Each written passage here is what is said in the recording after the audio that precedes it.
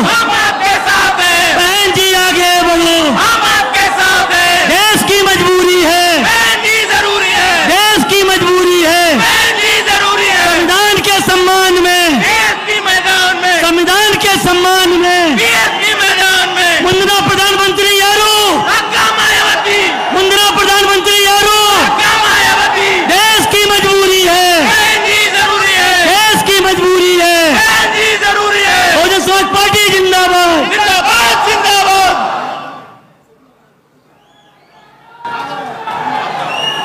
आराम करो। जिंदाबाद जिंदाबाद।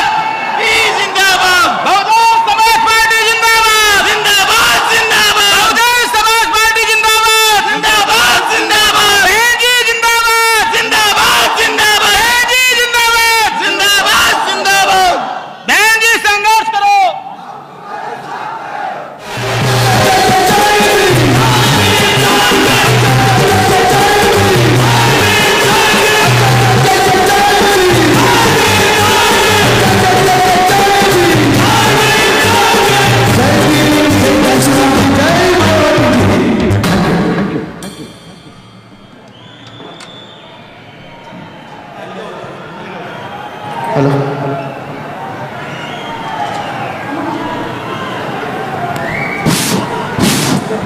ಇಂದಿನ ಮುಖ್ಯ ಅತಿಥಿಗಳನ್ನು ಸ್ವಾಗತ ಮಾಡಲಿದ್ದಾರೆ ನಮ್ಮ ಪಕ್ಷದ ರಾಜ್ಯಾಧ್ಯಕ್ಷರಾದಂಥ ಮಾನ್ಯ ಎಂ ಕೃಷ್ಣಮೂರ್ತಿ ಅವರು. ದಯವಿಟ್ಟು ಬನ್ನಿ.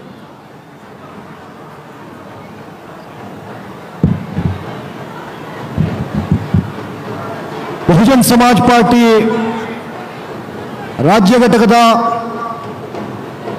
2023ರ ರಾಜ್ಯ ವಿಧಾನಸಭಾ ಚುನಾವಣೆಯ ಈ ಬಹಿರಂಗ ಪ್ರಚಾರ ಸಭೆಗೆ ಕರ್ನಾಟಕಕ್ಕೆ ಆಗಮಿಸಿರ್ತಕ್ಕಂಥ ನಮ್ಮೆಲ್ಲರ ಬಹುಜನ ಸಮಾಜದ ಭಾಗ್ಯದೇವತೆ ಅಕ್ಕ ಮಾಯಾವತಿ ಅವರನ್ನ ನಾನು ಈ ಸಂದರ್ಭದಲ್ಲಿ ಸ್ವಾಗತ ಮಾಡ್ತಾ, ಜೈ ಭಾರತ ಜನನಿಯ ತನುಜಾತೆ, ಜಯ ಹೇ ಕರ್ನಾಟಕ ಮಾತೆ. ಇಂಥ ಕರುನಾಡಿಗೆ ಜಗಜ್ಯೋತಿ ಬಸವಣ್ಣ, ಭಕ್ತ ಕನಕದಾಸ, ಶ್ರೀ ರಾಜರ್ಷಿ ನಾಲ್ವಡಿ ಕೃಷ್ಣರಾಜ ಒಡೆಯರ್, ಶ್ರೀ ಕುವೆಂಪು, ಮೈಸೂರು ಹುಲಿ ಟಿಪ್ಪು ಸುಲ್ತಾನ್, ಇಂಥ ಮಹಾನ್ ವ್ಯಕ್ತಿಗಳ ಮಣ್ಣು ಕರುನಾಡು, ಕನ್ನಡ ನಾಡಿಗೆ ಕರ್ನಾಟಕಕ್ಕೆ ಆಗಮಿಸಿರ್ತಕ್ಕಂಥ ಭಾರತದ ಭಾವಿ ಪ್ರಧಾನಮಂತ್ರಿ, ಉತ್ತರ ಪ್ರದೇಶದ ಮಾಜಿ ಮುಖ್ಯಮಂತ್ರಿಗಳು, ಬಹುಜನ್ ಸಮಾಜ್ ಪಾರ್ಟಿಯ ರಾಷ್ಟ್ರೀಯ ಅಧ್ಯಕ್ಷರು ಹಾಗೂ ಬಹುಜನ ಸಮಾಜದ ಸ್ವಾಭಿಮಾನ ಹಾಗೂ ಆತ್ಮಗೌರವದ ಪ್ರತೀಕ ಆಗಿರ್ತಕ್ಕಂಥ ಬಹುಜನ್ ಸಮಾಜ್ ಪಾರ್ಟಿಯ ಬಹುಜನ ಸಮಾಜದ ಭಾಗ್ಯದೇವತೆ ಬಹನ್ ಕುಮಾರಿ ಮಾಯಾವತಿಜಿ ಅವರನ್ನ ತಮ್ಮೆಲ್ಲರ ಪರವಾಗಿ ಬಹುಜನ್ ಸಮಾಜ್ ಪಾರ್ಟಿಯ ರಾಜ್ಯ, ಜಿಲ್ಲೆ ಮತ್ತು ಅಸೆಂಬ್ಲಿ, ವಿಧಾನಸಭಾ ಎಲ್ಲ ಕಾರ್ಯಕರ್ತರ ಪರವಾಗಿ, ಸಮಸ್ತ ಜನತೆಯ ಪರವಾಗಿ ನಾನು ಆರ್ಥಿಕವಾಗಿ स्वागतವನ್ನು ಬಯಸ್ತೇನೆ. बहन जी का हम आदर से स्वागत करते हैं.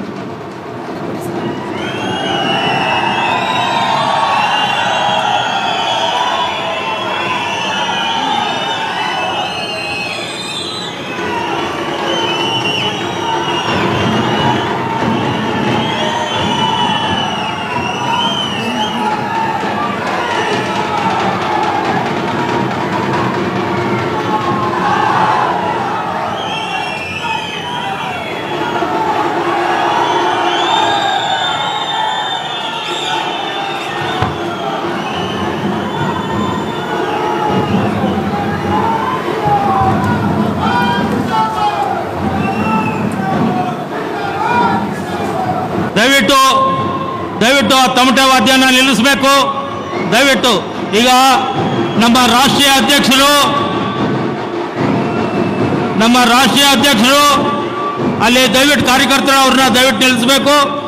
ಈಗ ನಮ್ಮ ರಾಷ್ಟ್ರೀಯ ಅಧ್ಯಕ್ಷರಾದಂಥ ಬೆಹನ್ಜಿ ಅವರು ತಮ್ಮನ್ನು ಉದ್ದೇಶಿಸಿ ನಮಗೆ ಮಾರ್ಗದರ್ಶನ ನೀಡಬೇಕು ಅಂತೇಳಿ ಅವರನ್ನು ಕೇಳ್ತಾ ತಾವು ಭಾಷಣ ಮಾಡಬೇಕು ಅಂತೇಳಿ ನಮ್ಮ ರಾಜ್ಯದ ಪರವಾಗಿ ಅವರಲ್ಲಿ ವಿನಂತಿ ಮಾಡ್ತಾ ಇದ್ದೀನಿ.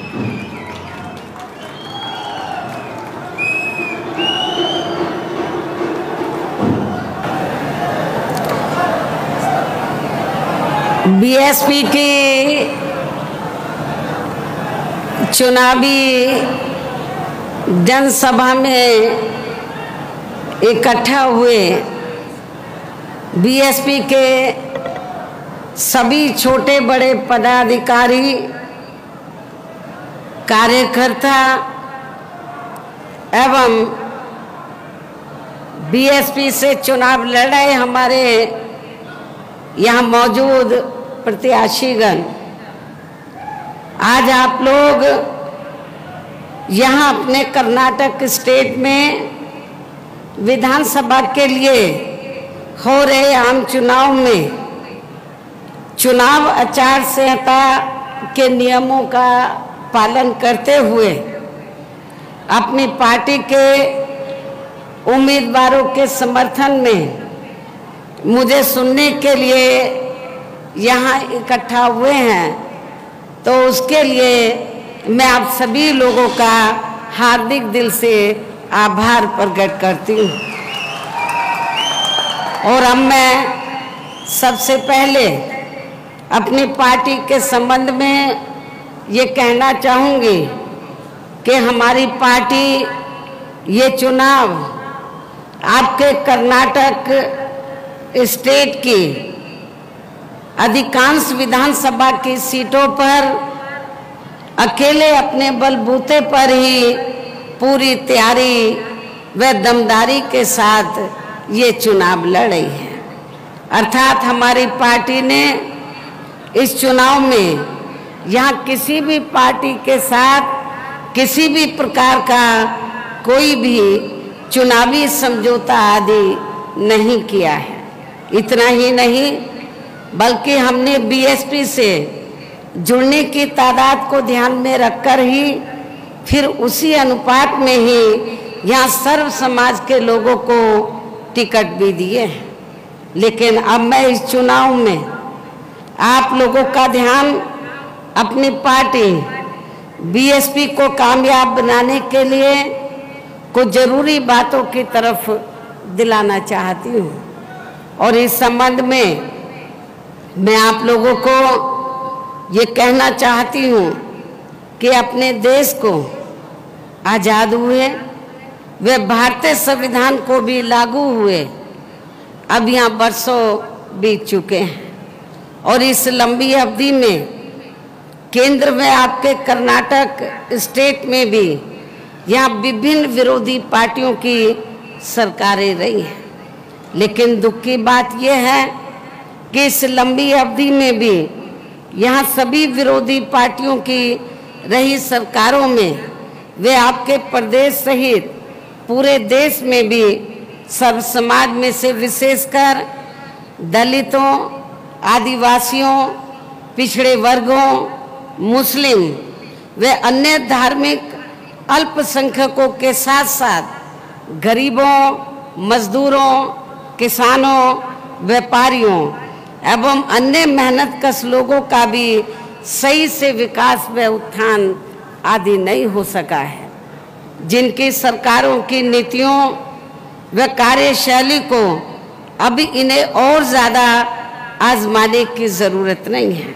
और इस संदर्भ में मैं खासकर यहाँ दलितों, आदिवासियों व अन्य पिछड़े वर्गों के लोगों को ये भी बताना जरूरी समझती हूँ कि इन्हें परम पूज्य बाबा साहब डॉक्टर भीमराव अंबेडकर के कड़े संघर्ष व अथक प्रयासों से भारतीय संविधान के तहत मिले कानूनी अधिकारों में से विशेषकर सरकारी नौकरियों में जो आरक्षण की सुविधा मिली है, तो उसे भी यहाँ शुरू से ही इन वर्गों के प्रति हीन व जातिवादी मानसिकता रखने वाली सभी विरोधी पार्टियों की सरकारें प्रभावहीन बनाने में तथा इसे अब धीरे धीरे खत्म करने की भी पूरी कोशिश में लगी हुई है। यही मुख्य वजह है कि देश में आज़ादी के बाद केंद्र व राज्यों में भी काफ़ी लंबे समय तक सत्ता में आसीन रही खासकर कांग्रेस पार्टी ने और अब केंद्र व अधिकांश राज्यों में भी बीजेपी व अन्य विरोधी पार्टियों की रही सरकारों ने इनका आरक्षण का कोटा अभी तक भी पूरा नहीं किया है। पदोन्नति में आरक्षण को तो इन्होंने मान्य कोर्ट की आड़ में काफी हद तक खत्म कर दिया है और इस मामले में लगभग यही खराब स्थिति हमें यहाँ आपके कर्नाटक स्टेट में भी देखने के लिए मिल रही है। इसके साथ ही अब तो इन वर्गों के लोगों को प्राइवेट सेक्टर में आरक्षण दिए जाने की व्यवस्था किए बिना ही केंद्र व राज्यों में भी ज़्यादातर सरकारी कार्य यहाँ प्राइवेट सेक्टर के जरिए ही देश के अधिकांश बड़े बड़े पूंजीपतियों व धन्ना सेठों को ही दिए जा रहे हैं। आपके कर्नाटक स्टेट में भी ये सब हमें देखने के लिए मिल रहा है, जिसके कारण अब पूरे देश में इन वर्गों के लोगों को आरक्षण का बहुत कम ही लाभ मिल पा रहा है और इससे अब पूरे देश में दलितों व आदिवासियों के साथ साथ अन्य पिछड़े वर्गों के लोगों को भी काफ़ी ज़्यादा नुकसान हो रहा है। इसके साथ साथ यहाँ मैं अन्य पिछड़े वर्गों के लोगों को ये भी बताना चाहती हूँ, बैकवर्ड क्लास के लोगों को ये भी बताना चाहती हूँ कि इन्हें मंडल कमीशन की रिपोर्ट के तहत आरक्षण की ये सुविधा केंद्र में रही कांग्रेस व बीजेपी आदि की भी रही सरकार में नहीं मिला है, बल्कि बीएसपी के कड़े संघर्ष एवं अथक प्रयासों से ही श्री बीपी सिंह की सरकार में ही इन्हें ये सुविधा मिली है, जिसका भी विरोधी पार्टियां इन्हें इनका पूरा लाभ नहीं दे पा रही हैं। और सोचने की बात यह है कि आपके कर्नाटक स्टेट में जब असेंबली का चुनाव हो रहा है तो कांग्रेस पार्टी ने यहाँ खास तौर से वीकर सेक्शन के लोगों को ये कहा कि हम आरक्षण की जो सीमा है 50% से बढ़ाकर 75 कर देंगे। लेकिन सोचने की बात यह है कि जिस कांग्रेस पार्टी ने अपनी हुकूमत में मंडल कमीशन की रिपोर्ट लागू नहीं की, जिस कांग्रेस पार्टी ने अपनी हुकूमत में SC ST का रिजर्वेशन कोटा पूरा नहीं किया और इनके हितों के लिए जो कानून बनाए गए थे तो उनको लागू नहीं किया, तभी फिर बाबा साहब डॉक्टर अंबेडकर ने तो देश की जो सेंटर की पहली सरकार थी उसके वो कानून मंत्री थे, उससे उन्होंने इस्तीफा दे दिया था। तो इसलिए आप लोगों को जो 50 से सीमा बढ़ाकर 75 की बात कर रहे हैं, 75%, ये केवल हवाई है, कागजी है, इसमें कोई भी दम नहीं है, कोई भी ताकत नहीं है और प्रैक्टिकल में इसका कोई भी लाभ आप लोगों को मिलने वाला नहीं है। इतना ही नहीं बल्कि बीएसपी के अथक प्रयासों से ही श्री बीपी सिंह की सरकार में इन वर्गों के मसीहा परम पूज्य बाबा साहब डॉक्टर भीमराव अंबेडकर को भी यहाँ भारत रत्न की उपाधि से सम्मानित किया गया है, जिसके लिए वो हर प्रकार से पात्र भी थे। जब सेंटर में कांग्रेस पावर में थी तो हमारे समाज के लोग खास तौर से बाबा साहब के अनुयायी तो कांग्रेस से बराबर ये मांग करते रहे बाबा साहब को भारत रत्न की उपाधि से सम्मानित किया जाए, लेकिन कांग्रेस ने बाबा साहब डॉक्टर भीमराव अंबेडकर को भारत रत्न की उपाधि से सम्मानित नहीं किया। लेकिन जब सत्ता परिवर्तन हुआ, श्री बीपी सिंह की सरकार बनी सेंटर में और पहली बार हमारे कुछ एमपीज जीत कर आए, उसमें मैं भी मेंबर पार्लियामेंट बनी थी, तो उस समय श्री बीपी सिंह ने ये कहा था तो कि हम ये चाहते हैं माननीय श्री कांशीराम जी को कि आपकी पार्टी सरकार में शामिल हो जाए और हम चाहते हैं कि मायावती को जो भी चाहे हम मंत्रालय सेंटर में देने के लिए तैयार हैं। लेकिन हमने श्री बीपी सिंह को ये कहा कि हमें मंत्रालय नहीं चाहिए, हमारी 2 ही मांगे हैं। जो बैकवर्ड क्लास की मंडल कमीशन की रिपोर्ट जो कांग्रेस की हुकूमत के समय में आ गई थी वो पेंडिंग में पड़ी है, उसको लागू कर दो। कांग्रेस पार्टी ने अपने लंबे अरसे के शासनकाल में तो बाबा साहब को भारत रत्न की उपाधि से सम्मानित नहीं किया है, उनको सम्मानित कर दो। हमें इसके सिवाय ना कोई बड़ी कुर्सी चाहिए, हमें केवल बाबा साहब का सम्मान चाहिए और पिछड़ों को जो मंडल कमीशन की रिपोर्ट है वो लागू होनी चाहिए। तो श्री बीपी सिंह ने हमारी बात को माना और उन्होंने मंडल कमीशन की रिपोर्ट को लागू किया और बाबा साहब डॉक्टर अंबेडकर को भारत रत्न की उपाधि से सम्मानित किया। यहाँ मैं ये भी कहना चाहूंगी कि इन वर्गों के लोगों को, जो वीकर सेक्शन के लोग हैं, इन वर्गों के लोगों को जुल्म जाति से निजात दिलाने के लिए जो भी नियम व कानून आदि बने हैं, तो उन पर भी अब केंद्र व अधिकांश राज्यों की भी सरकारें सही से अमल नहीं कर पा रही हैं, जिससे अब यहाँ विशेषकर दलितों व आदिवासियों के ऊपर शोषण करने वाले लोगों का मनोबल और भी ज़्यादा बढ़ रहा है। यही स्थिति हमें मुस्लिम समाज की भी देखने के लिए मिल रही है। ओबीसी के साथ साथ जो धार्मिक अल्पसंख्यक समाज में से जो मुस्लिम समाज के लोग हैं और ईसाई समाज के लोग हैं, क्रिश्चियंस हैं, उनकी भी स्थिति कोई ठीक नहीं है। और ये सब हमें यहाँ के कर्नाटक प्रदेश में भी काफ़ी कुछ इनकी दयनीय हालत देखने के लिए मिल रहा है, जिसके अनेकों उदाहरण आप लोगों के सामने हैं।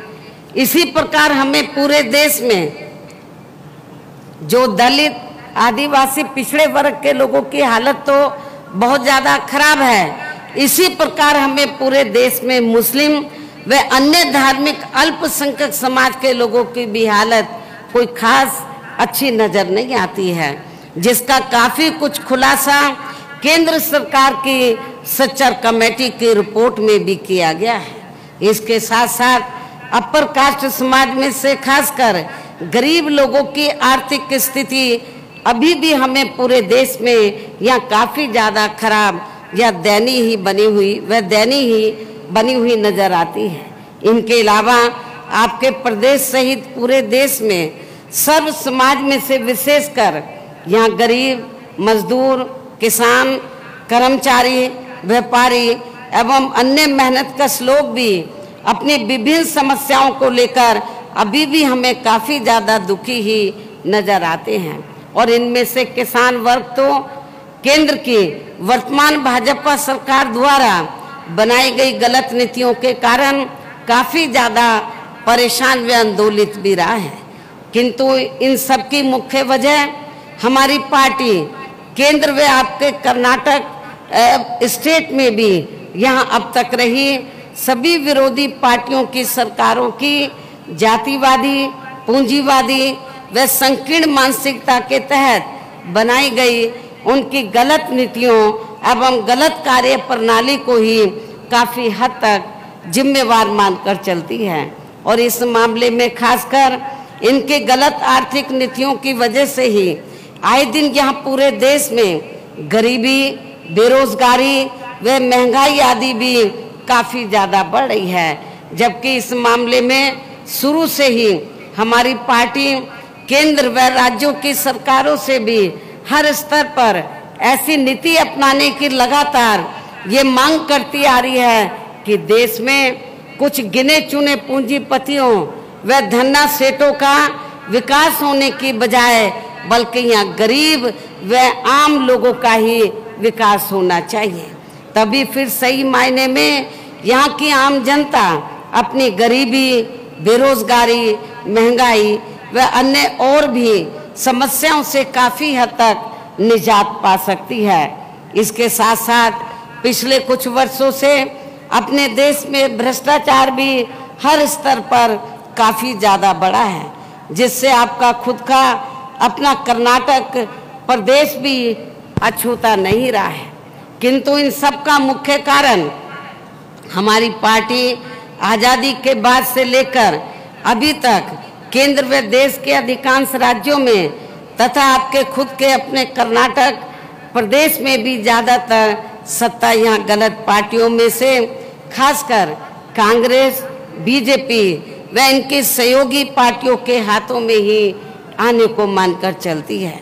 और इन सभी विरोधी पार्टियों को हमारी पार्टी इसलिए जिम्मेवार मानकर चलती है क्योंकि आज़ादी के बाद से लेकर अभी तक लगभग ये सभी विरोधी पार्टियां केंद्र व देश के अधिकांश राज्यों में भी ज़्यादातर यहाँ बड़े बड़े पूंजीपतियों व धन्ना सेठों की ही आर्थिक मदद से सत्ता में आती रही हैं। और सत्ता में आ जाने के बाद फिर ये पार्टियां अधिकतर मामलों में अपनी आर्थिक व अन्य सभी नीतियां या आम जनता की समस्याओं को दूर करने के हिसाब से तैयार नहीं करती हैं, बल्कि देश के उन बड़े बड़े पूंजीपतियों व धन्ना सेठों को ही फायदा पहुंचाने के हिसाब से अपनी अधिकांश नीतियां तैयार करती है, जिनके धन व बल से चुनाव लड़कर ज़्यादातर ये पार्टियां केंद्र व आपके राज्य सहित देश के अन्य राज्यों में भी अभी तक यह सत्ता में आती रही हैं, जिसके कारण ही अब पूरे देश में व आपके खुद के अपने प्रदेश में भी अभी भी हमें यहाँ सर्व समाज के लोग अधिकांश मामलों में अपनी विभिन्न समस्याओं को लेकर काफ़ी ज़्यादा दुखी व परेशान ही नजर आते हैं।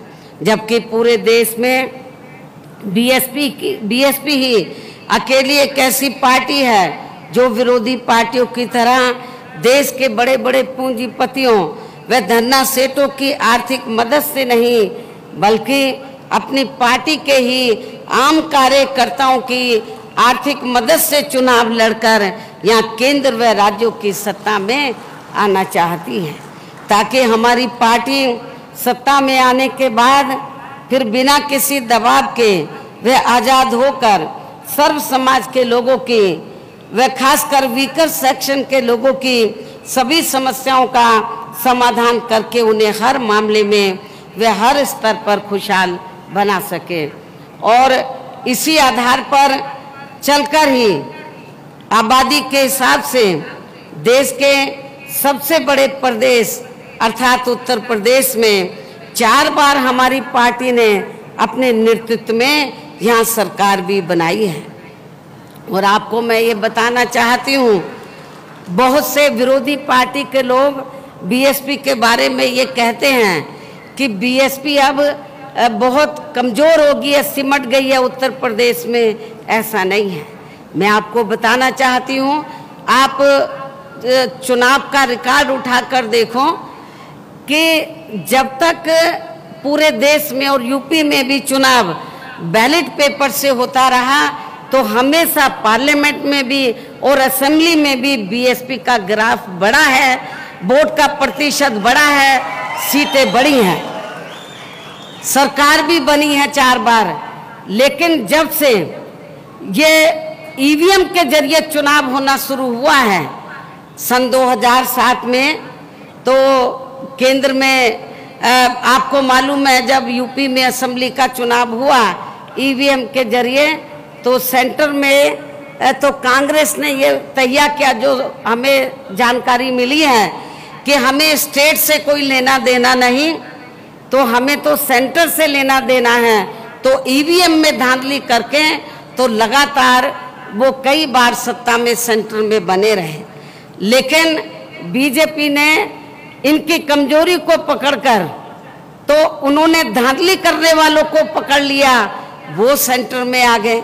और अब उन्होंने ये फैसला लिया हम सेंटर ही नहीं, हम देश में जो स्टेट हैं उनको भी कैप्चर करेंगे ईवीएम में धांधली के जरिए।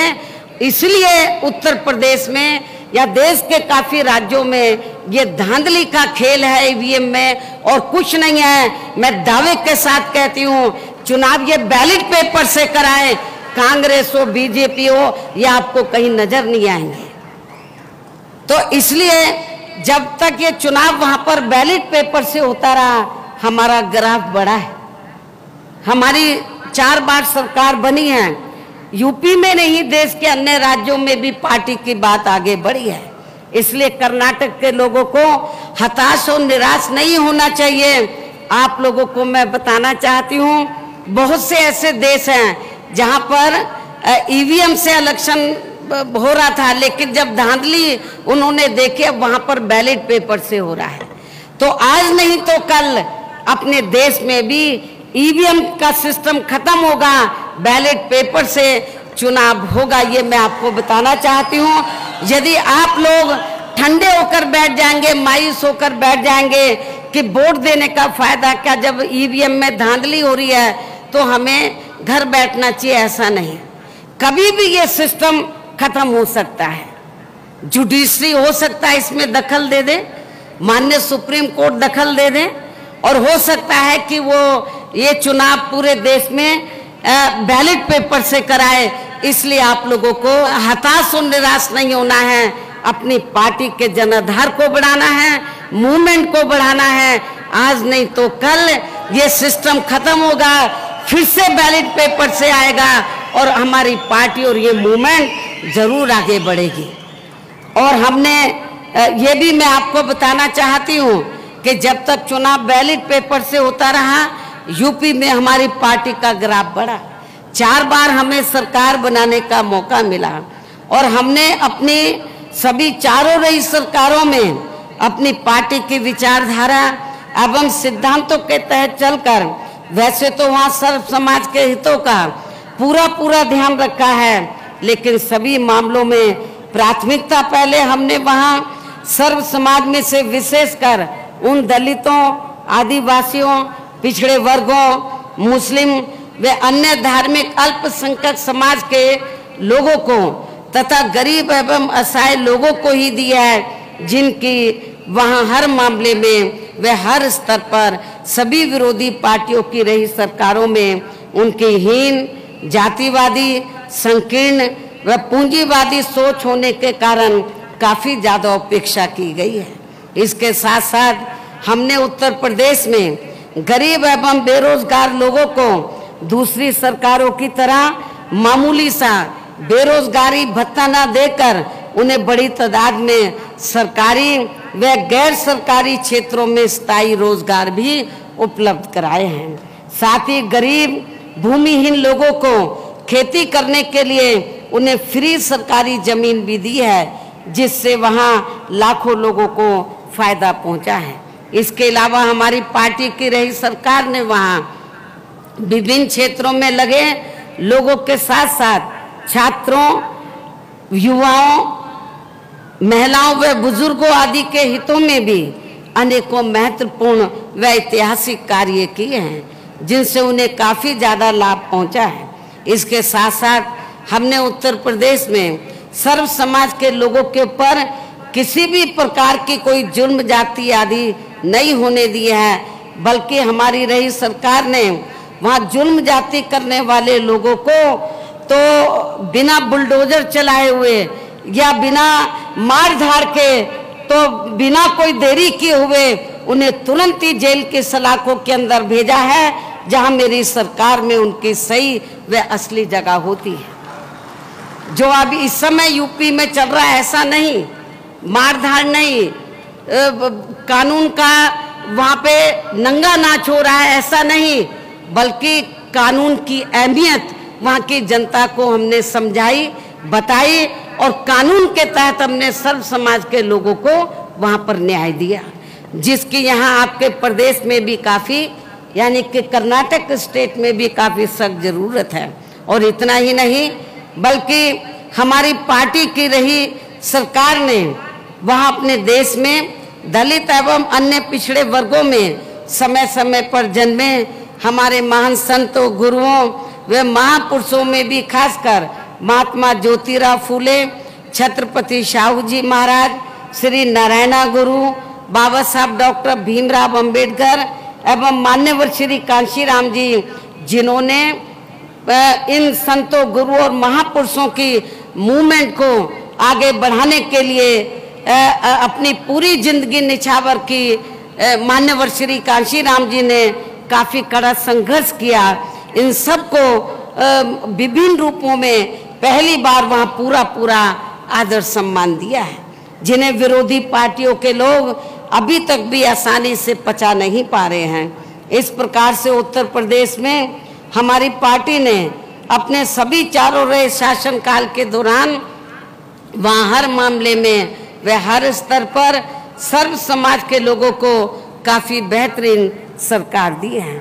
और यदि आप लोग भी यहाँ अपने कर्नाटक स्टेट में आम जनहित के व खासकर कमजोर एवं उपेक्षित वर्गों के हितों में ऐसे ही कार्य करना चाहते हैं, इसके साथ ही आपके प्रदेश की जनहित से जुड़ी जो भी यहाँ स्थानीय समस्याएं हैं उन्हें भी दूर करना चाहते हैं, तो फिर आप लोगों को भी उत्तर प्रदेश की तरह ही यहाँ अपने कर्नाटक स्टेट में भी अपनी पार्टी के जनाधार को बढ़ा के यहाँ अपनी पार्टी की खुद की सरकार बनानी होगी। और अभी तो कर्नाटक में असेंबली का चुनाव हो रहा है और इसके लिए आप लोगों को आपके कर्नाटक स्टेट में वर्तमान में इस समय विधानसभा के लिए हो रहे आम चुनाव में अपनी पार्टी का अच्छा रिजल्ट लाना होगा। और इसके लिए आपको यहाँ की सत्ताधारी पार्टी व अन्य सभी विरोधी पार्टियों के साम दाम दंड भेद आदि हथकंडों से भी जरूर सावधान रहना है। आप लोगों को मालूम है कि यहाँ पर कांग्रेस और बीजेपी अभी जब ये सत्ता में होते हैं तो इनको जनहित के मुद्दे ध्यान में नहीं आते हैं, नजर नहीं आते हैं, उनके हितों में काम नहीं करते हैं। और जनता यहाँ की कर्नाटक स्टेट में भी इनसे काफ़ी दुखी हो चुकी है। अब इन लोगों ने, अब इन दोनों पार्टियों ने खास तौर से इस चुनाव को जो धार्मिक रंग इन्होंने दिया है, तो मेरे ख्याल उससे आप लोगों को सावधान रहने की जरूरत है। जो इस चुनाव को इन्होंने सांप्रदायिक, खास तौर से जो धार्मिक इसको रंग दिया जा रहा है, बीजेपी वाले जय बजरंगबली बोल रहे हैं, कांग्रेस वाले कुछ और बोल रहे हैं, इससे आप लोगों की समस्याओं का समाधान होने वाला नहीं है। आप लोगों को इनके इस किस्म की जो इनके ढकोसलेबाजी है, जो इनकी इस किस्म का जो इनका षड्यंत्र चल रहा है, तो मेरे ख्याल इससे आप लोगों को सावधान रहना होगा। क्योंकि जो धर्म है वो अलग है, वो जीवन शैली से जुड़ा हुआ है, राजनीति अलग है। तो इसलिए आप लोगों को इनकी धार्मिक भावनाओं में ना बहकर, तो आप लोगों को बहुजन समाज पार्टी जो सही मायने में तो कहने में नहीं बल्कि कार्य करके दिखाने में विश्वास रखती है, इस पार्टी को कामयाब बनाना होगा। तो इनके बहकावे में आप लोगों को नहीं आना है। और इस मामले में खासकर आप लोगों को विरोधी पार्टियों के जारी किए गए उनके हवाई व प्रलोभन भरे चुनावी घोषणा पत्रों आदि के बहकावे में तो कतई नहीं आना है। आप लोगों ने, बीजेपी ने अपना चुनावी घोषणा पत्र जारी किया, कांग्रेस ने क्या बड़ी बड़ी बातें वो ये चुनावी घोषणा पत्र में उन्होंने कही है। जब भी चुनाव होता है ऐसा ये लोग करते हैं, लेकिन सत्ता में आने के बाद फिर ये लोग अपने चुनावी घोषणा पत्र के ऊपर अमल नहीं करते हैं।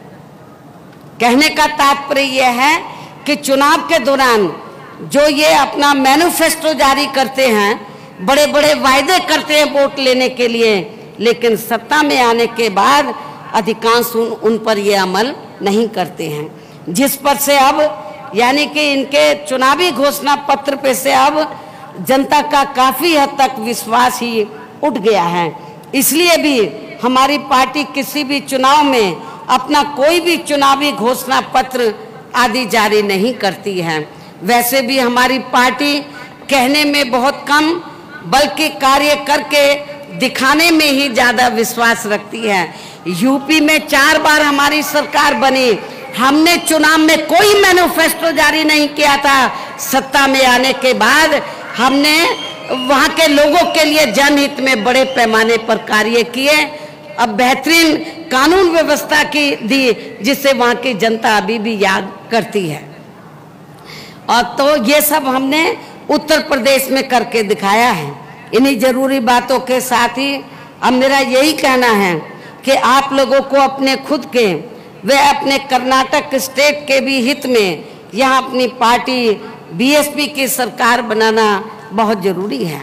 तभी फिर यहाँ के कर्नाटक स्टेट में, आपके प्रदेश में, स्टेट में परम पूज्य बाबा साहब डॉक्टर भीमराव अंबेडकर एवं मान्यवर श्री कांशीराम जी आदि का सही सपना साकार हो सकता है, जिन्होंने कदम कदम पर अनेकों कष्ट झेलकर अपनी पूरी जिंदगी या खासकर कमजोर एवं उपेक्षित वर्ग के लोगों को अपने पैरों पर खड़ा करने के लिए समर्पित की है, जिसे भी खास ध्यान में रखकर अब आप लोगों को यहाँ अपने स्टेट में विधानसभा का आम चुनाव लड़ रहे हैं।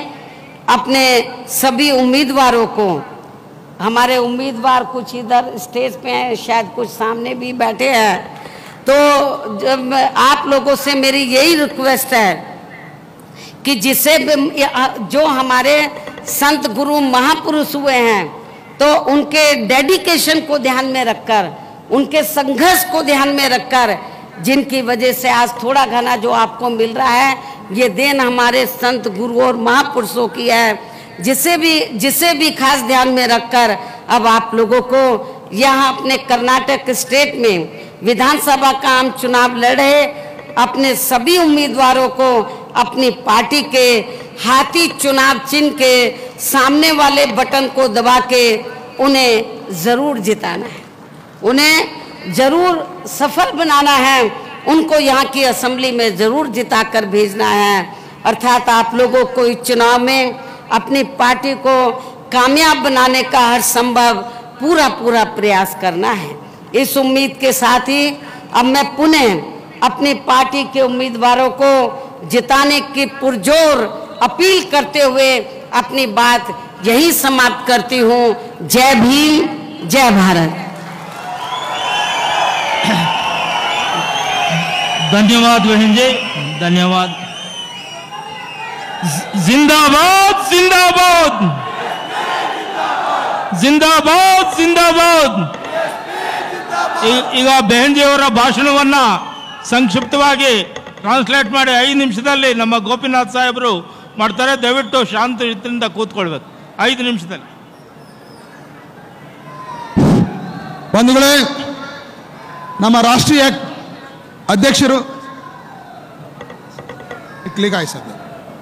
ನಮ್ಮ ರಾಷ್ಟ್ರೀಯ ಅಧ್ಯಕ್ಷರು ನಮ್ಮೆಲ್ಲರ ನೆಚ್ಚಿನ ನಾಯಕಿಯಾದಂಥ ಬೆಹನ್ ಕುಮಾರಿ ಮಾಯಾವತಿಜಿ ಅವರು ಮಾಡಿದಂಥ ಈ ಸುಂದರ ಭಾಷಣವನ್ನು, ಮಹತ್ವಪೂರ್ಣವಾದ ಭಾಷಣವನ್ನು ಕೇವಲ 5 ನಿಮಿಷದಲ್ಲೇ ಕನ್ನಡದಲ್ಲಿ ನಿಮ್ಗೆ ಹೇಳ್ತೀನಿ. ಸಾರಾಂಶವನ್ನು ಮಾತ್ರ ಹೇಳ್ತೀನಿ. ಮೊದಲನೇದಾಗಿ ಕರ್ನಾಟಕ ರಾಜ್ಯಕ್ಕಾಗಿ ನಡೀತಾ ಇರತಕ್ಕಂಥ ವಿಧಾನಸಭಾ ಚುನಾವಣೆಗಳಲ್ಲಿ ನಮ್ಮ ಪಕ್ಷದ ವತಿಯಿಂದ ಅತ್ಯಧಿಕ 130 ಅಭ್ಯರ್ಥಿಗಳನ್ನು ನಾವಿಲ್ಲಿ ಕನ್ನಡದಲ್ಲಿ ಇಳಿಸಿದ್ದೀವಿ. ಅದರಲ್ಲಿ SC ST OBCಗಳು ಮತ್ತು ಅಲ್ಪಸಂಖ್ಯಾತರು ಸಹಿತ ಇದ್ದಾರೆ. ನಾವು ಯಾವುದೇ ಪಕ್ಷದೊಂದಿಗೆ ಯಾವುದೇ ರೀತಿ ಹೊಂದಾಣಿಕೆ ಚುನಾವಣಾ ಮೈತ್ರಿಯನ್ನು ಮಾಡಿಕೊಂಡಿಲ್ಲ. ಮತ್ತು ಇಲ್ಲಿ ಕರ್ನಾಟಕದಲ್ಲಿ ಇಲ್ಲಿ ತನಕ ಆಳ್ವಿಕೆ ಮಾಡಿರ್ತಕ್ಕಂಥ ಕಾಂಗ್ರೆಸ್ಸು, BJP ಮತ್ತಿತರ ಪಕ್ಷಗಳು ಶ್ರೀಮಂತರ ಹಣದಿಂದ, ದೊಡ್ಡ ದೊಡ್ಡ ಬಂಡವಾಳಶಾಹಿಗಳ ಹಣದಿಂದ ಪಕ್ಷವನ್ನು ನಡೆಸ್ತಾ ಇಲ್ಲಿರ್ತಕ್ಕಂಥ ಬಡ ಜನರ ಬದುಕನ್ನು ಬರ್ಬರ ಮಾಡಿದ್ದಾವೆ. ಅದಕ್ಕೆ ನಾವು ತಕ್ಕ ಪಾಠವನ್ನು ಕಲಿಸಬೇಕಾಗಿದೆ. ಇಲ್ಲಿ ಕಾಂಗ್ರೆಸ್ ಪಕ್ಷ ಹೇಳ್ಕೊಳ್ಳುತ್ತೆ ನಮ್ಮ ಕಾಲದಲ್ಲಿ ನಾವು ಮೀಸಲಾತಿಯನ್ನು ಜಾರಿ ಮಾಡಿದ್ವಿ ಅಂತೇಳಿ. ಬಾಬಾ ಸಾಹೇಬ್ ಅಂಬೇಡ್ಕರ್ ಬರೆದ ಸಂವಿಧಾನ ಸ್ವತಂತ್ರ ಭಾರತ ದೇಶ ಸ್ವತಂತ್ರಗೊಂಡ ಮೇಲೆ 1950ರಲ್ಲಿ ಜನವರಿ 26ನೇ ತಾರೀಕು ಜಾರಿ ಆಯಿತು. ಆ ಸಂವಿಧಾನವನ್ನು ಯಥಾವತ್ತಾಗಿ ಜಾರಿ ಮಾಡಿದರೆ ಇವತ್ತಿಗಾಗಲೇ ನಮ್ಮೆಲ್ಲರ ಬದುಕಿನಲ್ಲಿ ಒಂದು ಬದಲಾವಣೆ ಕಾಣ್ಬೋದಾಗಿತ್ತು. ಭಾಳ ಮುಖ್ಯವಾಗಿ SC ST ಹಿಂದುಳಿದ ಜಾತಿಗಳಲ್ಲಿ ಅಲ್ಪಸಂಖ್ಯಾತರ ಬದುಕಿನಲ್ಲಿ ಬದಲಾವಣೆ ಕಾಣ್ಬೋದಾಗಿತ್ತು. ಆದರೆ ಇಲ್ಲಿ ತನಕ ಆಳಿರ್ತಕ್ಕಂಥ ಎಲ್ಲ ಪಕ್ಷಗಳು ಸಂವಿಧಾನವನ್ನು ಉಲ್ಲಂಘನೆ ಮಾಡಿ, ಸಂವಿಧಾನ ಅಲಕ್ಷಿಸಿ ರಾಜ್ಯಭಾರ ಮಾಡಿರೋದ್ರಿಂದಾಗಿ ಕೇವಲ ಶ್ರೀಮಂತರ ಮತ್ತು ಬಂಡವಾಳಶಾಹಿಗಳಿಗೆ ಅನುಕೂಲ ಆಗ್ತಕ್ಕಂಥ ನೀತಿ ನಿಯಮಗಳನ್ನ ತಂದಿರೋದ್ರಿಂದಾಗಿ ಇವತ್ತಿಗೂ ಸಹಿತ ಬಹುಸಂಖ್ಯಾತರಾದ SC ST OBC ಮತ್ತು ಧಾರ್ಮಿಕ ಅಲ್ಪಸಂಖ್ಯಾತರ ಬದುಕು ಇವತ್ತಿಗೂ ಸಹಿತ ಅತ್ಯಂತ ಶೋಚನೀಯ ಸ್ಥಿತಿಯಲ್ಲಿದೆ. ನಾವಿಲ್ಲಿ ಕಾಂಗ್ರೆಸ್ ಪಾರ್ಟಿ ಬಹಳ ಮುಖ್ಯವಾಗಿ ಮೀಸಲಾತಿಯನ್ನು ಜಾರಿ ಮಾಡಿದ್ವಿ ಅಂತ ಹೇಳ್ತದೆ. ಆದರೆ ಮಂಡಲ್ ಕಮಿಷನ್ ಆಯೋಗ ಮಂಡಲ ಆಯೋಗ ಜಾರಿ ಮಾಡಿದಂಥ ಮಂಡಲ ಆಯೋಗ ನೀಡಿದಂಥ ವರದಿ ಪ್ರಕಾರ ಮೀಸಲಾತಿಯನ್ನ ಜಾರಿ ಮಾಡೋದ್ರಲ್ಲಿ ಕಾಂಗ್ರೆಸ್ ಪಕ್ಷ ಯಾವತ್ತೂ ಸಹಿತ ಆಸಕ್ತಿ ವಹಿಸಲಿಲ್ಲ. ನಂತರ ವಿ.ಪಿ. ಸಿಂಗ್ ಸರ್ಕಾರ ಇದನ್ನ ಜಾರಿ ಮಾಡ್ತು ಅಂತ ಹೇಳ್ತಾರೆ. ಬಾಬಾ ಸಾಹೇಬ್ ಅಂಬೇಡ್ಕರ್ಗೆ ಭಾರತ ರತ್ನ ಕೊಟ್ಟಿದ್ದೀವಿ ಅಂತಾನು ಹೇಳ್ತಾರೆ. ಇದು ಅವರು ಹೇಳ್ತಕ್ಕಂಥ ಅತಿ ದೊಡ್ಡ ಸುಳ್ಳು. ವಿ.ಪಿ. ಸಿಂಗ್ ಸರ್ಕಾರ, ಆ ಸರ್ಕಾರಕ್ಕೆ ಬಹುಮತ ಇಲ್ಲದಿರೋ ಕಾಲದಲ್ಲಿ ಬೆಹನ್ ಮಾಯಾವತಿಜಿ ಅವರ ನೇತೃತ್ವದಲ್ಲಿ ನಮ್ಮಲ್ಲಿ ಹೆಚ್ಚಿನ ಸಂಖ್ಯೆಯಲ್ಲಿ ಸಂಸತ್ ಸದಸ್ಯರು ಆರಿಸಿ ಬಂದಿದ್ರು. ಆಗ ವಿ.ಪಿ. ಸಿಂಗ್ ಅವರು ತಮ್ಮ ಸರ್ಕಾರಕ್ಕೆ ಬೆಂಬಲ ಕೇಳಿದಾಗ ಮಾನ್ಯವರು ಕಾಂಶಿರಾಮ್ ಸಾಹೇಬರು ಬೆಂಬಲ ಕೊಡೋಕೆ ಒಪ್ಕೊಂಡ್ರು. ಇದಕ್ಕೆ ಪ್ರತಿಯಾಗಿ ಬೆಹನ್ಜಿ ಅವರಿಗೆ ನಾವು ಯಾವುದೇ ಒಂದು ಮಂತ್ರಿ ಸ್ಥಾನ ಕೊಡೋಕೆ ನಾವು ತಯಾರಾಗಿದ್ದೀವಿ ಅಂತ ಹೇಳಿದ್ರು. ಆದರೆ ಬೆಹನ್ಜಿ ಹೇಳಿದ್ರು, ಮಾನ್ಯವರು ಕಾಂಶಿರಾಮ್ ಸಾಹೇಬರು ಹೇಳಿದ್ರು, ನಮಗೆ ಯಾವುದೇ ರೀತಿಯ ನಿಮ್ಮ ಸಚಿವ ಪದವಿಗಳು ಅಥವಾ ಆಸೆ ಆಮಿಷಗಳು ಬೇಕಾಗಿಲ್ಲ. ಬಹಳ ಮುಖ್ಯವಾಗಿ ಮಂಡಲ್ ವರದಿಯನ್ನು ಜಾರಿ ಮಾಡ್ರಿ, ನಂಬರ್ 1.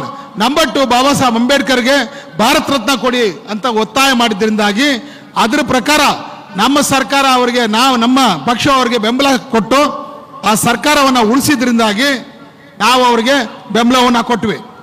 ಆ ಕಾರಣಕ್ಕಾಗಿ ಇದಕ್ಕೆ ಪ್ರತಿಯಾಗಿ ಅವರು ಭಾರತ ರತ್ನ ಪದವಿಯನ್ನು ಬಾಬಾ ಸಾಹೇಬ್ ಅಂಬೇಡ್ಕರ್ಗೆ ಕೊಟ್ಟರು. ಹಾಗೆ ಮಂಡಲ್ ವರದಿ ಸಹಿತ ಜಾರಿ ಆಯಿತು. ಇದರಲ್ಲಿ ಬೇರೆ ಯಾವುದೇ ಪಕ್ಷಗಳ ಕೊಡುಗೆ ಇಲ್ಲ. ಇದರಲ್ಲಿ ಇದು 100ಕ್ಕೆ 100ರಷ್ಟು ಬಹುಜನ್ ಸಮಾಜ್ ಪಾರ್ಟಿಯ ಸಾಧನೆ ಅನ್ನೋದನ್ನ ಇಲ್ಲಿ ನೆನ್ಪು ಮಾಡ್ಕೋಬೇಕು. ಹಾಗೇನೆ ಈ ಪಕ್ಷಗಳ ಆಡಳಿತದಲ್ಲಿ ಬಹಳ ಮುಖ್ಯವಾಗಿ ರೈತರು, ಕಾರ್ಮಿಕರು, ಮಹಿಳೆಯರು, ಸಣ್ಣ ಪುಟ್ಟ ವ್ಯಾಪಾರಿಗಳು ಇವರೆಲ್ಲರೂ ಕಂಗಾಲಾಗಿದ್ದಾರೆ. ಇದಕ್ಕೆ ಕಾರಣ ಏನಂದ್ರೆ ಈ ಎಲ್ಲ ಪಕ್ಷಗಳು ಬಹುಜನ್ ಸಮಾಜ್ ಪಾರ್ಟಿ ಒಂದನ್ನ ಹೊರತುಪಡಿಸಿ ಉಳಿದ ಯಾವುದೇ ಪಕ್ಷ ಅಧಿಕಾರಕ್ಕೆ ಬಂದರೂ ಸಹಿತ ತಮಗೆ ಚುನಾವಣಾ ಕಾಲದಲ್ಲಿ ರೊಕ್ಕ ಕೊಟ್ಟಂಥವ್ರು, ಹಣ ಕೊಟ್ಟಂಥವ್ರು ಏನಿದ್ದಾರೆ ಅವರ ಪರವಾಗಿ ನೀತಿ ನಿಯಮಗಳ ರೂಪಿಸ್ತಾ ಬಂದಿರೋದ್ರಿಂದಾಗಿ ಇಲ್ಲಿ ಅತ್ಯಧಿಕ ಬಡ ಜನರಿದ್ದಾರೆ. ಹಸಿವು, ಅನಕ್ಷರತೆ, ಬಡತನದಿಂದ ಕಂಗಾಲಾಗಿದ್ದಾರೆ. ಇವರೆಲ್ಲರೂ ಸಹಿತ ಇಲ್ಲಿರ್ತಕ್ಕಂಥ ಹಿಂದುಳಿದ ವರ್ಗಗಳಿಗೆ ಸೇರಿದಂಥ ಬಹುಸಂಖ್ಯಾತ ಜನರಾಗಿದ್ದಾರೆ. ನಾವು ಉತ್ತರ ಪ್ರದೇಶದಲ್ಲಿ 4 ಬಾರಿ ಸರ್ಕಾರ ಮಾಡಿದ್ದೀವಿ. 4 ಬಾರಿ ಸರ್ಕಾರ ಮಾಡಿದಾಗ ಯಾವುದೇ ಚುನಾವಣೆಗೆ ನಾವು ಯಾವ ಒಬ್ಬ ಶ್ರೀಮಂತರಿಂದ ಅಥವಾ ದೊಡ್ಡ ದೊಡ್ಡ ಬಂಡವಾಳಶಾಹಿಗಳಿಂದ ದುಡ್ಡು ತಗೊಂಡಿದ್ದೇ ಇಲ್ಲ. ಅದೇನಿದ್ರು ಬಡ ಜನರ ಕಾಣಿಕೆಯಿಂದಾಗಿ, ಅದೇ ರೀತಿ ನಮ್ಮ ಕಾರ್ಯಕರ್ತರು ಕೊಟ್ಟಿರ್ತಕ್ಕಂಥ ಸದಸ್ಯತ್ವದ ಹಣದಿಂದಾಗಿ ನಾವು ಆ ಹಣವನ್ನು ಪಡೆದು ನಾವು ಚುನಾವಣೆಗಳು ನಡೆಸಿದ್ದೀವಿ. ಆ ಕಾರಣದಿಂದಾಗಿ ನಾವು ಅಧಿಕಾರಕ್ಕೆ ಬಂದಾಗ ಈ ಬಡ ಜನರ ಪರವಾಗಿ ನೀತಿ ನಿಯಮಗಳನ್ನ ರೂಪಿಸಿದ್ದೀವಿ. ನಮ್ಮ ಕಾಲದಲ್ಲಿ ಯಾವುದೇ ದೊಡ್ಡ ದೊಡ್ಡ ಬಂಡವಾಳಶಾಹಿಗಳಿಗಾಗಲಿ, ದೊಡ್ಡ ದೊಡ್ಡ ಧನ ಸೇಟ್ಗಳಿಗಾಗಲಿ ನಮ್ಮ ಸರ್ಕಾರದಿಂದ ಹೆಚ್ಚಿನ ಏನು ಕೆಟ್ಟ ನೀತಿಗಳನ್ನ ನಾವು ರೂಪಿಸಿಲ್ಲ.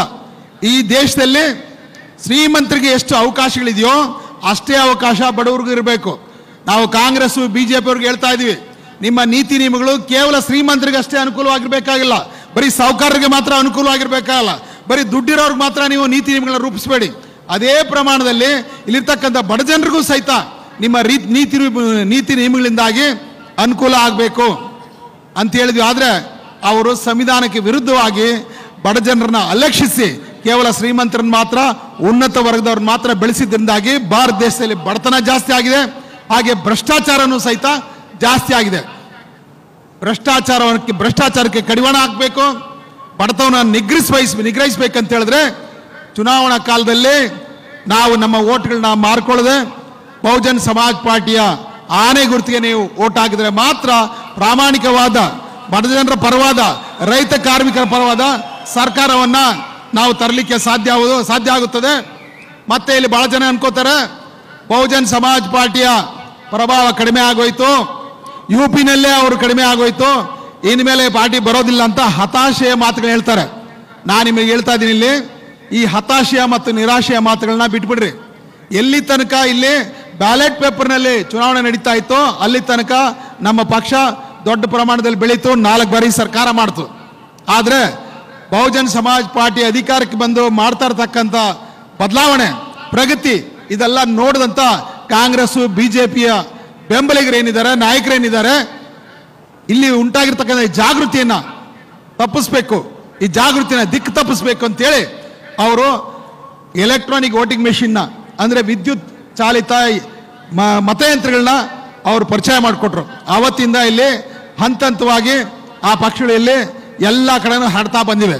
2014ರಲ್ಲಿ ಮೊದಲನೇ ಬಾರಿಗೆ ಕಾಂಗ್ರೆಸ್ ಸೋತಾಗ ನಾವೇನು ತಿಳ್ಕೊಂಡಿದ್ವಿ, ಇದು ಭ್ರಷ್ಟಾಚಾರ ಜಾಸ್ತಿ ಆಗಿ ಅದರಿಂದ ಸೋತಿದೆ ಅಂತ. ಹಂಗಲ್ಲ, ಅದು ಅಲ್ಲಾಗಿದ್ದು ಅಲ್ಲಿ ಇ ವಿ ಎಂ ಅಂದರೆ ವಿದ್ಯುತ್ ಚಾಲಿತ ಮತಯಂತ್ರಗಳು. ಆ ವಿದ್ಯುತ್ ಮತಯಂತ್ರಗಳಿಂದಾಗಿ ಅವರು ಓಟ್ಗಳನ್ನ ಉಲ್ಟಾ ಪಟ್ಟ ಮಾಡಾಕ್ಬಿಟ್ರು. ಹಾಗಾಗಿ ಎಷ್ಟೋ ಕಡೆ ನಾವು ಹೆಚ್ಚಿರೋ ಕಡೆ ನಮ್ಮ ಜನರು ಹೆಚ್ಚಿರೋ ಕಡೆನೂ ಸಹಿತ ನಮ್ಮ ಓಟ್ಗಳು ಬರ್ದಂಗೆ ಆಗೋಯ್ತು. ದೇಶದ ಪ್ರಪಂಚದ ಅನೇಕ ದೇಶಗಳಲ್ಲಿ ಇವತ್ತು ಅಷ್ಟೇ ಬ್ಯಾಲೆಟ್ ಪೇಪರ್ಲಿ ವೋಟಿಂಗ್ ಆಗ್ತಾ ಇದೆ. ಅದಕ್ಕೆ ನಾವು ಚಾಲೆಂಜ್ ಮಾಡಿ ಹೇಳ್ತಾ ಇದ್ವಿ, ಇದೇ ರೀತಿ ಮತ್ತೊಮ್ಮೆ ನೀವು ಬ್ಯಾಲೆಟ್ ಪೇಪರ್ ತಂದ್ರಿ, ಬಹುಜನ್ ಸಮಾಜ್ ಪಾರ್ಟಿ ಮತ್ತೆ ಮೆಜಾರಿಟಿಯಲ್ಲಿ ಆರಿಸಿ ಬರುತ್ತೆ, ಮತ್ತೆ ಸರ್ಕಾರ ಹಿಡಿತದೆ. ಬರೀ ಉತ್ತರ ಪ್ರದೇಶ ಮಾತ್ರ ಅಲ್ಲ, ಭಾರತ ದೇಶದ ಅನೇಕ ರಾಜ್ಯಗಳಲ್ಲಿ ಬರುತ್ತೆ, ಕೇಂದ್ರದಲ್ಲೂ ಬರುತ್ತೆ. ಆದ್ರಿಂದ ಆ ದಿನ ಬಂದೇ ಬರುತ್ತೆ. ನಮ್ಮ ಆಂದೋಲನ ಸತತವಾಗಿ ನಡೀತಾ ಇರಲಿ, ಈ ಜನಾಧಾರಣೆ ಬೆಳೀತಾ ಇರಲಿ, ಯಾವುದೇ ಕಾರಣಕ್ಕೆ ಹತಾಶರಾಗಬೇಡಿ. ಯಾಕಂದ್ರೆ ಅಂತಿಮವಾಗಿ ಗೆಲ್ಲೋದು ಜನಾಂದೋಲನ. ನಮ್ಮಲ್ಲಿ ಜಾಗೃತಿ ಮೂಡ್ತಾ ಈ ಮತಯಂತ್ರಗಳನ್ನ ಬಹಿಷ್ಕರಿಸ್ತಕ್ಕಂಥ ಒಂದು ಕಾಲ ಬಂದೇ ಬರುತ್ತೆ. ಆ ನಿಟ್ಟಿನಲ್ಲಿ ನಾವೆಲ್ಲ ಕೆಲಸ ಮಾಡೋಣ. ಆ ನಿಟ್ಟಿನಲ್ಲಿ ಹೆಚ್ಚು ನಮ್ಮ ಪ್ರಯತ್ನ ಮುಂದುವರಿತಾ ಇರಲಿ. ಇಲ್ಲಿ ಯಾವುದೇ ಕಾರಣಕ್ಕೆ ಅಂಜದೆ, ಕುಗ್ಗದೆ, ಕೊರಗದೆ, ಹತಾಶ ಆಗದೆ, ನಿರಾಶರಾಗದೆ ನಾವು ನಮ್ಮ ಚಳುವಳಿಯನ್ನು ಮುನ್ನಡೆಸೋಣ. ಬಹಳ ಮುಖ್ಯವಾಗಿಲ್ಲಿ ಈ ಪಕ್ಷಗಳು ಅಧಿಕಾರಕ್ಕೆ ಬಂದ ಮೇಲೆ ಇಲ್ಲಿ ಕರ್ನಾಟಕದಲ್ಲಿ ಕಾಂಗ್ರೆಸ್ಸು ಮತ್ತೆ ಇತರ ಪಕ್ಷಗಳ ಒಂದು ಮೈತ್ರಿಯೊಂದಿಗೆ ಒಂದು ಸರ್ಕಾರ ಬಂದಿತ್ತು 2018ರಲ್ಲಿ. ಅನಂತರ ಮತ್ತೆ ಬಿಜೆಪಿ ಸರ್ಕಾರ ಬಂದು ಅನೇಕ ರೀತಿ ಆಪರೇಷನ್ ಕಮಲ ಎಲ್ಲ ಮಾಡಿ ಇಲ್ಲಿ ಅನೇಕ ಶಾಸಕರನ್ನ ಖರೀದಿ ಮಾಡಿ ಇಲ್ಲಿ ಸರ್ಕಾರ ನಡೆಸ್ತಾ ಇದೆ. ಅದೇ ಪಕ್ಷ ಇವತ್ತು ಕೇಂದ್ರದಲ್ಲೂ ಸಹಿತ ಅಧಿಕಾರ ನಡೆಸ್ತಾ ಇದೆ. ಇವರ ಅಧಿಕಾರ ಅವಧಿಯಲ್ಲಿ ಏನಾಗ್ತಾ ಇದೆ ಅಂತ ಹೇಳಿದ್ರೆ, ನಿರುದ್ಯೋಗ, ಹಾಗೇನೆ ಭ್ರಷ್ಟಾಚಾರ, ಮತ್ತೆ ಕೊಲೆ ಸುಲಿಗೆ, ಇದೆಲ್ಲದರ ಜೊತೆಗೆ ಕೋಮು ಗಲಭೆಗಳು ಹೆಚ್ಚಾಗ್ತಾ ಇದ್ದಾವೆ. ಇವತ್ತು ಸಹಿತ ಬಿಜೆಪಿ ಮುಂದೆ ಬೇರೆ ಯಾವುದೂ ಅಜೆಂಡಾ ಇಲ್ಲ. ಧಾರ್ಮಿಕ ಭಾವನೆಗಳನ್ನ ಕೆರಳಿಸ್ತಾ, ಕೋಮು ಭಾವನೆಗಳನ್ನ ಕೆರಳಿಸ್ತಾ ಸಮಾಜವನ್ನು ಒಡೆದು ಇವರು ರಾಜಕಾರಣ ಮಾಡ್ತಾ ಇದ್ದಾರೆ. ಕಾಂಗ್ರೆಸ್ ಹೇಳುತ್ತೆ ನಾನು ಜಾತ್ಯತೀತ ರಾಜಕಾರಣ ಮಾಡ್ತೀನಿ ಅಂತೇಳಿ. ಆದರೆ ಕಾಂಗ್ರೆಸ್ಸು ಸಹಿತ ಅವರ ಅಜೆಂಡಾನ ಪೂರ್ಣ ಮಾಡೋದಕ್ಕೆ, ಅವರ ಅಜೆಂಡಾನ ಪೂರೈಸೋದಕ್ಕೆ ಏನು ಬೇಕೋ ಅದೇ ಕಾರ್ಯಕ್ರಮ ಇವರು ಮಾಡ್ತಾ ಇದ್ದಾರೆ. ಇವತ್ತು ಕೋಮು ದ್ವೇಷ ಹೆಚ್ಚಾಗ್ತಾ ಇದೆ ಅಂದ್ರೆ ಅದರಲ್ಲಿ ಕಾಂಗ್ರೆಸ್ ಪಕ್ಷದ ಸಹಿತ ಅಷ್ಟೇ ಕೊಡುಗೆ ಇದೆ. ಇಲ್ಲಿ ಅಷ್ಟೇ ಕೊಡುಗೆ ಇದೆ. ನಾವು ಬಜರಂಗ ದಳನ ನಾವು ನಿಷೇಧ ಮಾಡ್ತೀವಿ ಅಂದ್ರೆ ಅವರು ಪೀಪಲ್ಸ್ ಫ್ರಂಟ್ ನಾವು ನಿಷೇಧ ಮಾಡ್ತೀವಿ ಅಂತ ಹೇಳ್ತಾ ಇದ್ದಾರೆ. ಅವರು ಹಿಜಾಬು, ಆಜಾನು, ಗೋಹತ್ಯೆ ನಿಷೇಧ ಇದೆಲ್ಲನೂ ತರೋದ್ರ ಮೂಲಕ ಸಮಾಜದಲ್ಲಿ ಒಂದು ಅಶಾಂತಿಯನ್ನು ಉಂಟು ಮಾಡಿ ಸಮಾಜ ಒಡೆಯೋ ಕೆಲಸ ಮಾಡಿದ್ರೆ ಕಾಂಗ್ರೆಸ್ ಪಕ್ಷ ಅದಕ್ಕೆ ಕೇವಲ ವಿರೋಧ ವ್ಯಕ್ತಪಡಿಸ್ತಾ ಇದ್ದೀವಿ. ನಾವು ಅಧಿಕಾರಕ್ಕೆ ಬಂದಾಗ ಜನರ ಪರವಾಗಿ ನಾವು ಎಂಥ ನೀತಿ ನಿಯಮಗಳನ್ನ ತರ್ತೀವಿ, ಸಂವಿಧಾನ ಹೇಗೆ ಜಾರಿ ಮಾಡ್ತೀವಿ, ನಿರುದ್ಯೋಗ ಹೇಗೆ ನಿವಾರಿಸ್ತೀವಿ ಅನ್ನೋದ್ರ ಬಗ್ಗೆ ಅವರಲ್ಲಿ ಯಾವುದೇ ರೀತಿಯ ಶಾಶ್ವತವಾದ ಯೋಜನೆಗಳಿಲ್ಲ. ಕಾಂಗ್ರೆಸ್ ಆಡಳಿತವನ್ನ ಕರ್ನಾಟಕದಲ್ಲಿ 50 ವರ್ಷ ನೋಡಿದ್ದೀವಿ. ಈ ಬಿಜೆಪಿ ಆಡಳಿತ ನೋಡಿದ್ದೀವಿ, ಜನತಾದಳ ಆಡಳಿತ ನೋಡಿದ್ದೀವಿ.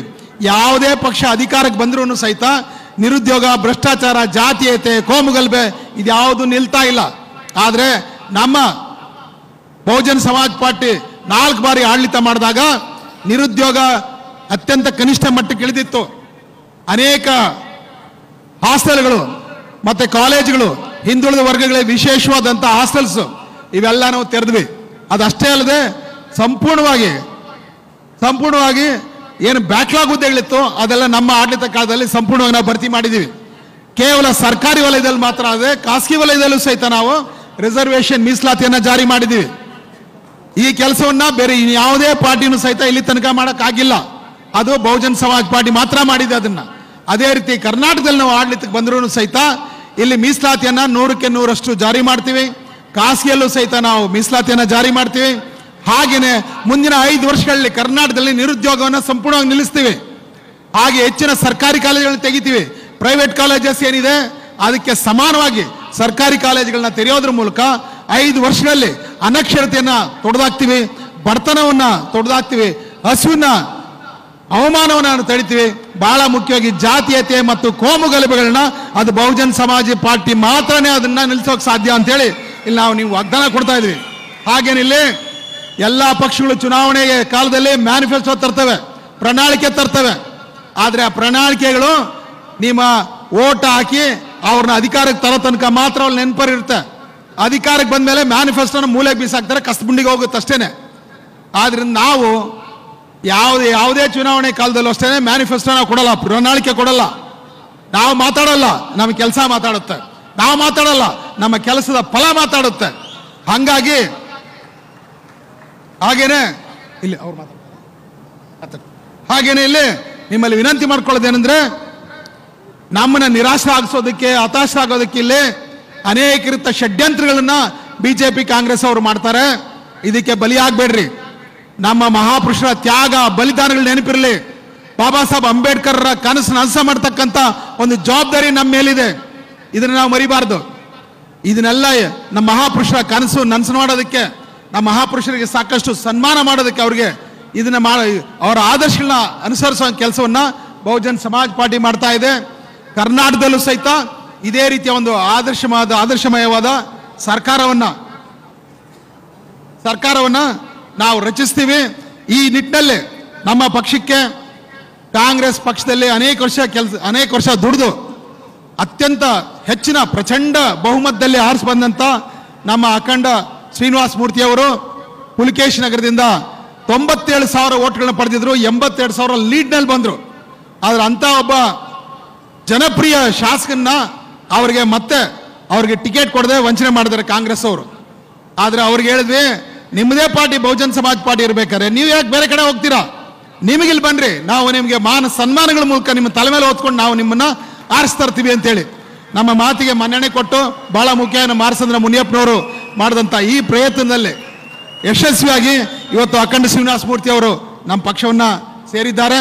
ಹಾಗೇನೆ ಪುಲಿಕೇಶ್ ನಗರದಲ್ಲಿ ಅಭ್ಯರ್ಥಿಯಾಗಿ, ಬಹುಜನ್ ಸಮಾಜ್ ಪಾರ್ಟಿ ಅಭ್ಯರ್ಥಿಯಾಗಿ ಆನೆ ಗುರುತಿನ ಮೇಲೆ ಇವತ್ತು ಚುನಾವಣೆಗೆ ನಿಂತಿದ್ದಾರೆ. ನೀವು ಅವ್ರ ಮನೆ ಮುಂದೆ ನೋಡ್ಬೋದು, ಬಹಳ ದೊಡ್ಡ ಆನೆ ಮಾಡಿ ಇಟ್ಟಿದ್ದಾರೆ, ಆನೆಯ ಪ್ರತಿಮೆನ ಮಾಡಿ ಇಟ್ಟಿದ್ದಾರೆ. ಯಾರು ಬೇಕಾದ್ರೆ ನೋಡ್ಬೋದು. ಅವರು ಬಹುಶಃ ಕರ್ನಾಟಕದಲ್ಲಿ ಎಲ್ಲೂ ಹತ್ರ ಮಾಡಿಲ್ಲ. ಅದಕ್ಕಾಗಿ ನಾವು ಅವ್ರನ್ನ ಅಭಿನಂದಿಸ್ತೀನಿ, ಮತ್ತೆ ಅವ್ರನ್ನ ನಾವು ಆರಿಸ್ತರ್ಬೇಕಂತೇಳಿ ಇಲ್ಲಿರ್ತಕ್ಕಂಥ ಬಂಧುಗಳಲ್ಲಿ ವಿನಂತಿ ಮಾಡ್ಕೋತೀವಿ. ಅದೇ ರೀತಿ ಮಾನ್ಯ ಕೃಷ್ಣಯ್ಯ ಶೆಟ್ಟಿ ಅವರು ಮಂತ್ರಿಗಳಾಗಿದ್ದವರು ಬಿಜೆಪಿ ಸರ್ಕಾರದಲ್ಲಿ ಬಹಳ ಒಳ್ಳೆ ಕೆಲಸವನ್ನು ಮಾಡಿದ್ದಾರೆ. ಅನೇಕ ಬಡಬಗರಿಗೆ ದಿನನಿತ್ಯ ಸೇವೆ ಮಾಡ್ತಾರೆ. ಪ್ರತಿದಿನ ಅಧಿಕಾರದಲ್ಲಿ ಇಲ್ಲದೆ ಇರಲಿ ಅವರು ಬಡಬಗರಿಗೆ ಅನ್ನ ಸೇವೆ ಆಗಿರ್ಬೋದು, ಅಕ್ಷರ ಸೇವೆ ಆಗಲಿ ನಿರಂತರವಾಗಿ ಮಾಡ್ತಾ ಇದ್ದಾರೆ. ಆದರೆ ಅಂತ ಒಬ್ಬ ಅತ್ಯುತ್ತಮವಾದ ಒಬ್ಬ ನಿಸ್ಪೃಹ ಸೇವಾ ತತ್ಪರನಾದ ಮನುಷ್ಯನ ಅವರು ಅಲಕ್ಷಿಸಿ ಬೇರೆಯವರಿಗೆ ಟಿಕೆಟ್ ಕೊಟ್ಟರು ಗಾಂಧಿನಗರದಿಂದ. ಹಾಗಾಗಿ ಕೃಷ್ಣ ಶೆಟ್ಟಿ ಅವರು ಸಹಿತ ನಮ್ಮನ್ನ ಸಂಪರ್ಕ ಮಾಡೋದ್ರಲ್ಲಿ ಸ್ವಲ್ಪ ಅವ್ರಿಗೇನೋ ಅಲ್ಲಿ ಎಡವಟ್ಟು ಆಯ್ತು ಅಲ್ಲಿ. ಅಂದರೆ ನಮಗೆ ಟಕ್ಕಂತ ಅವ್ರು ನಮ್ಮ ಸಂಪರ್ಕ ಬರಲಿಲ್ಲ. ಅವ್ರು ನಮಗೆ ಫೋನ್ ಮಾಡಿದ, ಫೋನ್ ಸಿಕ್ಕಲಿಲ್ಲ. ಹಾಗಾಗಿ ನಾಮಿನೇಷನ್ ಕಾಲಕ್ಕೆ ಸರಿಯಾಗಿ ನಮ್ಮನ್ನು ಭೇಟಿ ಆಗದಿರೋದ್ರಿಂದ ಸ್ವತಂತ್ರ ಅಭ್ಯರ್ಥಿಯಾಗಿ ಅವರು ನಿಂತಿದ್ದಾರೆ. ಆದರೂ ನಮ್ಮನ್ನ ಬಂದು ವಿನಂತಿಸಿಕೊಂಡ್ರು, ನನ್ನನ್ನು ನೀವು ಬಹುಜನ್ ಸಮಾಜ್ ಪಾರ್ಟಿಯ ಬೆಂಬಲಿತ ಅಭ್ಯರ್ಥಿಯನ್ನಾಗಿ ನೀವು ಘೋಷಿಸಬೇಕಂತ. ನಾವು ಯಾವುದೇ ಕಂಡೀಷನ್ ಇಲ್ಲದೆ ಬೇಷರತ್ತಾಗಿ ಅವ್ರನ್ನ ನಮ್ಮ BSP ಬೆಂಬಲಿತ ಅಭ್ಯರ್ಥಿಯನ್ನಾಗಿ ಗಾಂಧಿನಗರ ಕ್ಷೇತ್ರದಿಂದ ಅವ್ರನ್ನ ನಾವು ಆರಿಸ್ತರ್ಬೇಕಂತೇಳಿ ತೀರ್ಮಾನ ಮಾಡ್ಕೊಂಡ್ವಿ. ಇದೇ ಮನವಿನ ನಿಮ್ಮಲ್ಲೂ ನಾವು ಮಾಡ್ಕೋತಾ ಇದ್ದೀವಿ. ದಯವಿಟ್ಟು ತಾವೆಲ್ಲರೂ ಈ ಇಬ್ಬರು ಮಹಾಪುರುಷರನ್ನ, ಜನಪ್ರಿಯ ಶಾಸಕರನ್ನ, ಜನಪ್ರಿಯ ನಾಯಕರನ್ನ ತಮ್ಮ ತಮ್ಮ ಕ್ಷೇತ್ರದಿಂದ, ಗಾಂಧಿನಗರ ಮತ್ತು ಪುಲಿಕೇಶ್ ನಗರ ಮೀಸಲು ಕ್ಷೇತ್ರದಿಂದ ಆರಿಸ್ತರ್ಬೇಕಂತ ವಿನಂತಿ ಮಾಡ್ಕೋತಾ ಇದ್ದೀನಿ. ಈ ಬಾರಿ ನಾವು ಅತಿ ಹೆಚ್ಚಿನ ಅಭ್ಯರ್ಥಿಗಳನ್ನ ಇಲ್ಲಿ ಕಣಕ್ಕಿಳಿಸಿದ್ದೀವಿ. ಹಾಗೆಯೇ ಬಹಳ ಮಂದಿ ವೇದಿಕೆ ಮೇಲೆ ಇದ್ದಾರೆ ನೋಡಿ. ಆ ಕಡೆ ಒಂದು 130 ಜನ ಇದ್ದಾರೆ. ಇವರೆಲ್ಲರೂ ನಿಲ್ಲಿಸಿದ್ದೀವಿ. ಕರ್ನಾಟಕದಲ್ಲಿ ಸಂವಿಧಾನಬದ್ಧ ರಾಜ್ಯವನ್ನ ನಿರ್ಮಾಣ ಮಾಡೋದಕ್ಕೆ ಕರ್ನಾಟಕ ರಾಜ್ಯದಲ್ಲಿರ್ತಕ್ಕಂಥ ಬಹುಸಂಖ್ಯಾತರು, SC, ST, OBC ಮತ್ತು ಧಾರ್ಮಿಕ ಅಲ್ಪಸಂಖ್ಯಾತರು ಎಲ್ಲರೂ ಕೂಡಿ ತಮ್ಮ ಕಷ್ಟಗಳನ್ನ ಅರ್ಥವರು, ತಮ್ಮ ಸಮಾಜದಲ್ಲಿ ಹುಟ್ಟಿ ಬೆಳೆದಂಥವರು ಅನೇಕರು ಇಲ್ಲಿದ್ದಾರೆ. ಇಲ್ಲೇ ಪೌರ ಕಾರ್ಮಿಕರ ಮಕ್ಕಳಿದ್ದಾರೆ, ದಿನಗೂಲಿ ಮಕ್ಕಳಿದ್ದಾರೆ, ಭೂಹೀನ ರೈತರ ಮಕ್ಕಳಿದ್ದಾರೆ, ಹಾಗೇನೆ ಖಾಸಗಿ ಕಂಪನಿಯಲ್ಲಿ ಸಣ್ಣ ಪುಟ್ಟ ಕೆಲಸ ಮಾಡೋರು ಮಕ್ಕಳಿದ್ದಾರೆ. ಅವರೆಲ್ಲರೂ ಪ್ರತಿನಿಧಿಗಳಾಗಿದ್ದಾರೆ. ಅವರಿಗೆ ಹಸಿವು, ಕಷ್ಟ, ಅವಮಾನ ಏನಂತ ಗೊತ್ತಿದೆ. ಅಂಥವ್ರ ಅಧಿಕಾರಕ್ಕೆ ಬಂದರೆ ಮಾತ್ರ ನಿಮ್ಮೆಲ್ಲರ ಕಷ್ಟ ಪರಿಹಾರ ಆಗ್ಲಿಕ್ಕೆ ಸಾಧ್ಯ. ಚೆನ್ನಾಗಿ ಸುಖವಾಗಿ ಬೆಳೆದಿರೋರು, ದೊಡ್ಡ ದೊಡ್ಡ ಶ್ರೀಮಂತರ ಮಕ್ಕಳು, ಅವ್ರಿಗೆ ನಿಮ್ಮ ಕಷ್ಟ ಅರ್ಥ ಆಗೋದಿಲ್ಲ, ಸಂವಿಧಾನ ಬಗ್ಗೆ ಗಾಳಿಗಂದನೆ ಗೊತ್ತಿರೋದಿಲ್ಲ. ಹಂಗಾಗಿ ಈ ನಮ್ಮ ಬಹುಜನ್ ಸಮಾಜ್ ಪಾರ್ಟಿಯ ಅಭ್ಯರ್ಥಿಗಳನ್ನ ನೀವು ಗೆಲ್ಲಿಸಬೇಕು. ಚುನಾವಣೆ ದಿನ ಆನೆಯ ಗುರುತಿನ ಮುಂದೆ ಇರ್ತಕ್ಕಂಥ ಬಟನ್ ಮೇಲೆ ನಿಮ್ಮ ಬಲಗೈನ ತೋರ್ಬೆರಳನ್ನ ಒತ್ತಿ ಆನೆ ಗುರುತಿಗೆ ಓಟ್ ಹಾಕ್ಬೇಕಂತೇಳಿ ವಿನಂತಿ ಮಾಡಿಕೊಂಡು, ನಾನು ಅಪೀಲ್ ಮಾಡ್ಕೊಂಡು ನನ್ನ ಮಾತನ್ನ ಮುಕ್ತಾಯ ಮಾಡ್ತಾ ಇದ್ದೀನಿ. ಜೈ ಭೀಮ್, ಜೈ ಭಾರತ್.